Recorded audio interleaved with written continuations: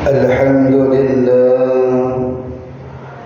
لله رب العالمين حمدا وشكرا لله صلاة وسلاما على رسول الله إن الحمد لله نحمده ونستعينه ونستغفره ونعوذ بالله من شرور أنفسنا ومن سيئات أعمالنا من يهده الله فلا مضل له ومن يضلل فلا هادي له أشهد أن لا إله إلا الله وحده لا شريك له وأشهد أن محمدا عبده ورسوله لا نبي بعده اللهم صل على محمد وعلى آل محمد وقال الله تعالى في كتابه الكريم أعوذ بالله من الشيطان الرجيم بسم الله الرحمن الرحيم يا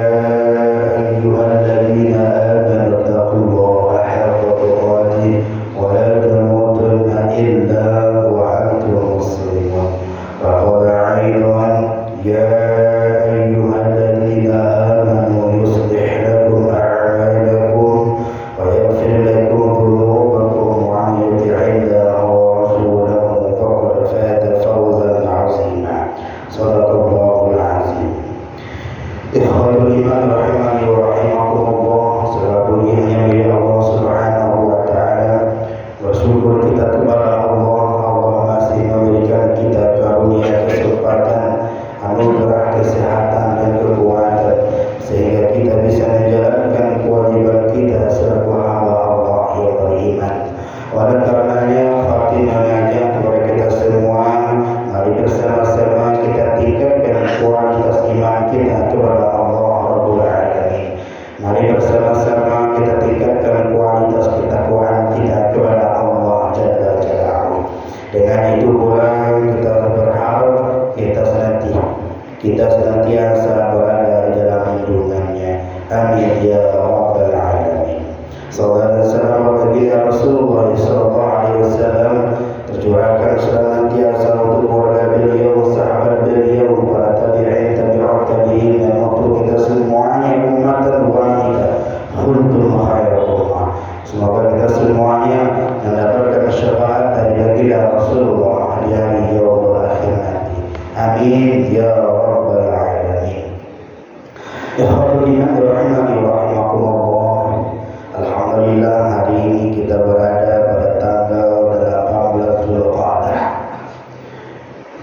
Di bulan Zulqa'dah ini menjelang bulan Zulhijjah ada dua kegiatan besar yang sedang disiapkan oleh umat Islam di seluruh penjuru dunia.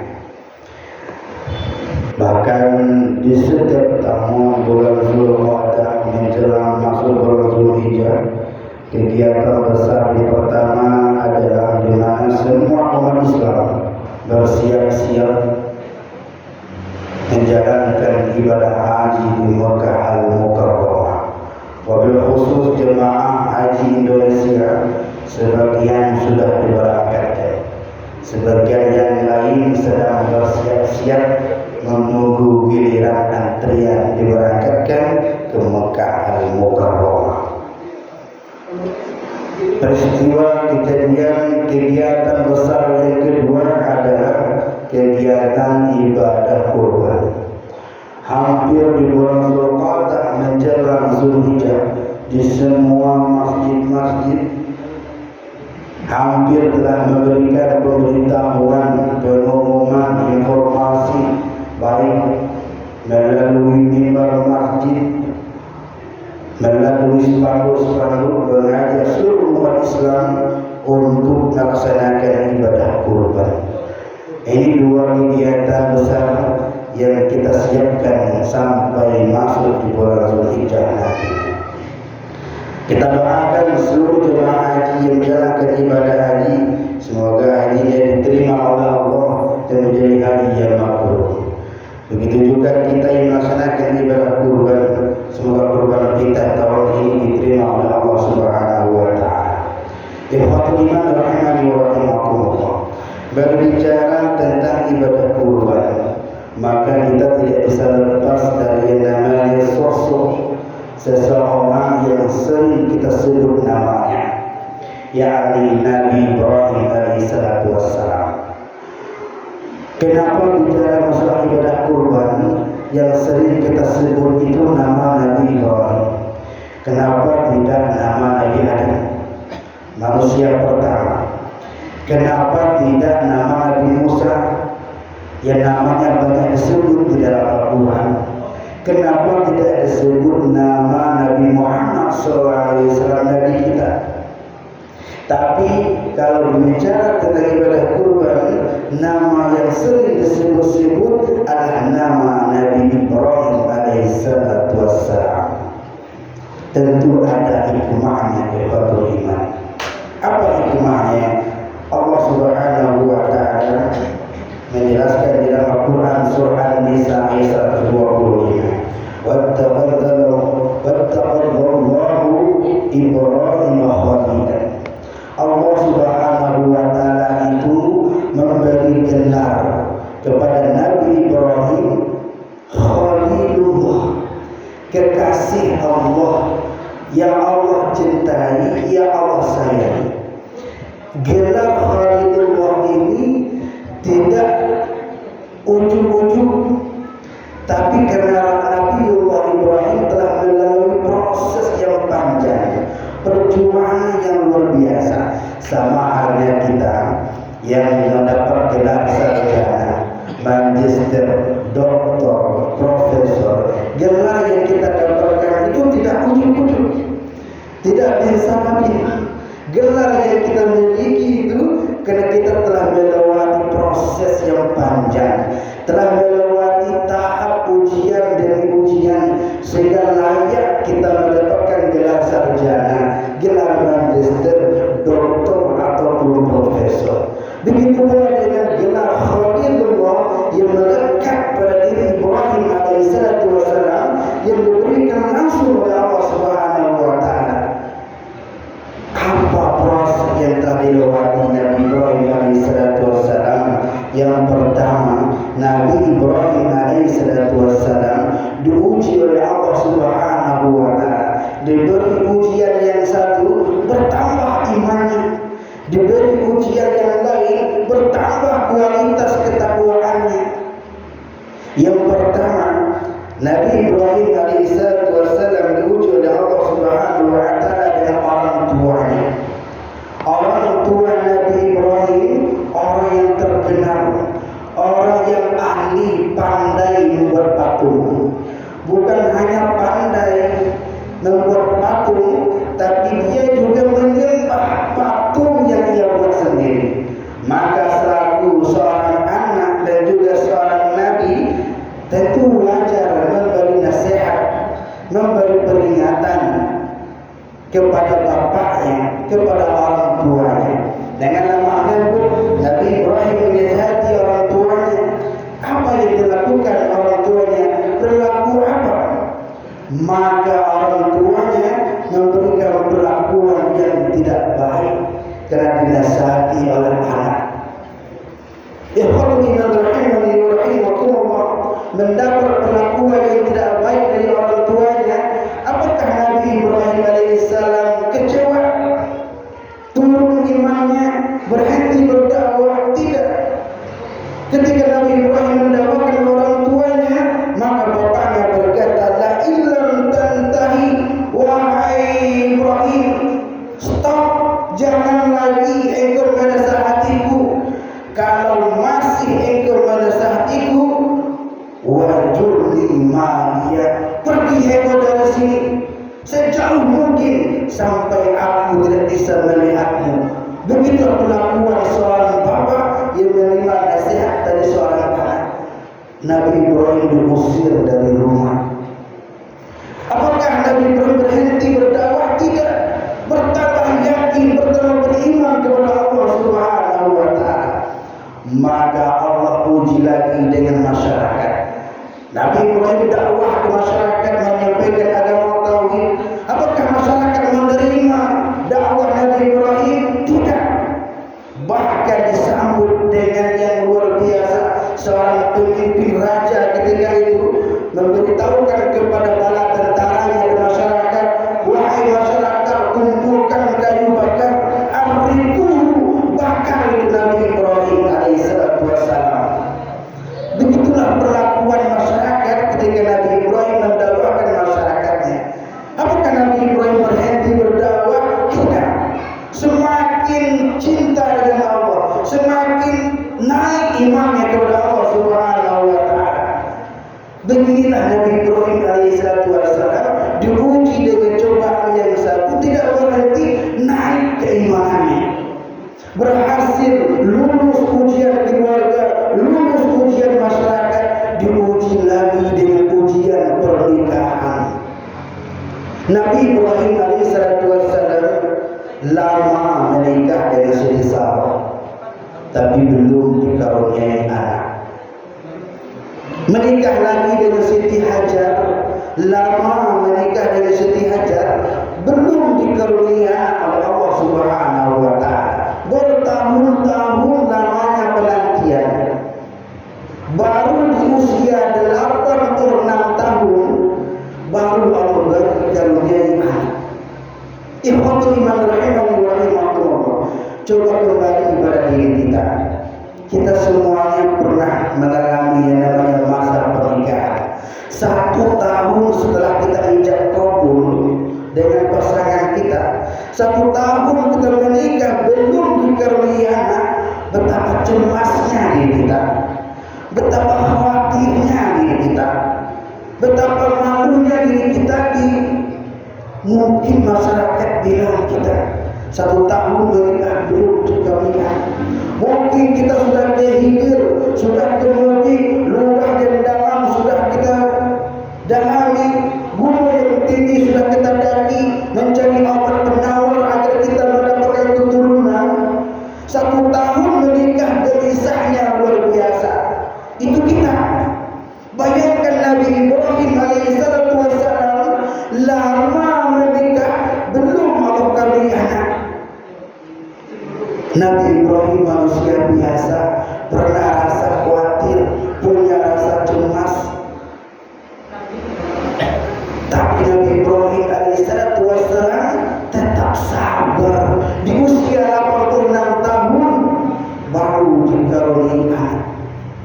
Lulus ujian pernikahan, masuk ujian yang besar, ujian yang hebat.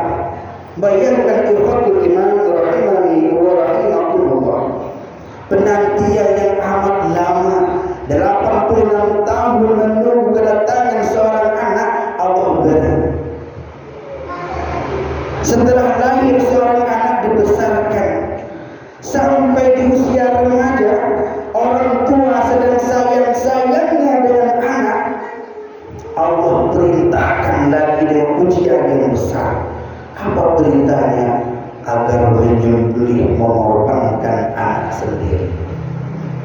Ikhwatul iman rahimani wa rahimakumullah. Ini ujian yang besar, ini ujian yang hebat. Kenapa ujian yang besar? Kembali pada diri kita. Orang tua mana yang mau menyembelih anaknya sendiri? Orang tua mana yang mau mengorbankan anak dia sendiri? Apalagi yang ditunggu-tunggu selama ini, anak satu-satunya, buah hati berlibur lara, harus dikorbankan. Ikhwatul iman rahimani wa rahimakumullah. Karena ingin membuktikan bahwa ia beriman kepada Allah, ia cinta kepada Allah, melebihi cinta dari apapun, ia telah mengorbankan anaknya. Maka Nabi Ibrahim alaihissalatu wassalam berkata kepada anaknya, wahai anakku, ya bunayya inni ara fil manam, dengan nada yang berat, dengan nada yang berat dia sampaikan kepada anaknya, sesungguhnya aku bermimpi dalam tidurku, aku menyembelih dirimu, anni asbahuka, aku menyembelih lehermu wahai anakku, fanzur maza tara, apa pendapatmu tentang hal itu? yang soleh, yang beriman kepada Allah, menawarkan hal ini kepada anak yang soleh. Apa jawaban anaknya? If'al ma'tumar ya abadi, wahai ayahku, lakukan apa yang Allah perintahkan kepadamu. Satajiduni insyaallah minas sabirin, insyaallah aku akan sabar. Ikhwatul iman rahimani wa rahimakumullah. Ini menunjukkan bahwa Nabi Ibrahim berhasil mendidik anaknya bertakwa, beriman kepada Allah Subhanahu wa taala. Ia mau menyerahkan dirinya untuk dikorbankan kepada Allah Subhanahu wa taala oleh ayahnya sendiri. Ikhwatul iman rahimani wa rahimakumullah. Lulus ujian yang keempat ini, maka wajar Nabi Ibrahim alaihissalam layak mendapat gelar Khalilullah, kekasih Allah. Ia mampu, ia sanggup memberikan sesuatu yang ia cintai untuk Allah Subhanahu wa taala. Ikhwatul iman rahimani wa rahimakumullah. Puncak ketaatan, puncak kecintaan kita kepada Allah bukan salat, bukan kita memiliki sesuatu. Puncak cinta, puncak ketaatan bukan kita menguasai sesuatu. Puncak cinta bukan karena kita punya banyak harta. Puncak cinta adalah, puncak ketaatan adalah ketika kita mampu berbagi untuk orang lain. Hari ini banyak orang sholat di waktu, bahkan sholat berjemaah di masjid. Mereka juga mampu menahan lapar 1 bulan di bulan Ramadan, 6 hari di bulan Syawal, 9 hari di bulan Dzulhijjah. Tetapi ketika diminta untuk berbagi, terkadang muncul rasa pelit kita, muncul rasa bakhil kita, muncul sifat tidak mau berbagi dari orang lain. Maka ibadah kurban ini mengajarkan kita mau berbagi dari orang lain. Ketika kita mau berbagi dari orang lain, itulah puncak dari ketaatan kita kepada Allah Subhanahu wa taala. Ikhwatul iman rahimani wa rahimakumullah. Hikmah kurban adalah, kalau kita lihat semua umat Islam yang ada di seluruh dunia, tidak ada yang sanggup berkorban seperti korbannya Nabi Ibrahim alaihissalatu wassalam. Dan Allah juga tidak meminta kita berkorban seperti Nabi Ibrahim alaihissalatu wassalam. Allah hanya meminta kita berkorban terhadap ternak yang kita cintai. Allah hanya meminta kita berkorban terhadap harta yang kita cintai. Allah tidak meminta kita kurban mengorbankan anak kita. Allah tidak meminta kita mengorbankan istri kita. Allah hanya meminta kita menyisihkan sebagian harta yang kita miliki, menyisihkan sebagian rezeki yang kita miliki. Oleh karenanya, ikhwatul iman rahimani wa rahimakumullah, Nabi Ibrahim alaihissalatu wassalam mampu memberikan sesuatu yang amat dia cintai untuk Allah Subhanahu wa taala. Maka wajar disebut diberi gelar Khalilullah. Demikian kita ikhwatul iman rahimani wa rahimakumullah, kita pun mesti mampu siap memberikan sesuatu yang kita cintai untuk Allah Subhanahu wa taala. Oleh karenanya, kita masih punya waktu beberapa minggu ke depan untuk menjadi peserta ibadah kurban.